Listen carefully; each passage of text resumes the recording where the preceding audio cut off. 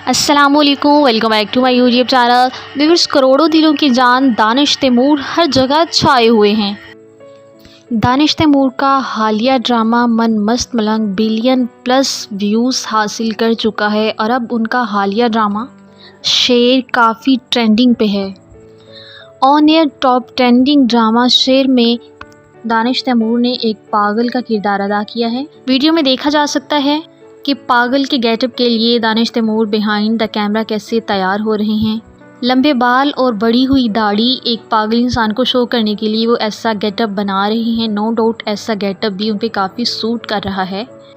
BTS से पता चलता है कि हमारे एक्टर और एक्ट्रेस काफ़ी मेहनत करते हैं। जो कुछ हमें दिखाया जाता है उसके पीछे उनकी काफ़ी ज़्यादा मेहनत होती है जो कि हमें नज़र नहीं आती। और हमारे दानिश तो हैं ही ऐसे, हर लुक और हर एक्ट में फिट बैठते हैं।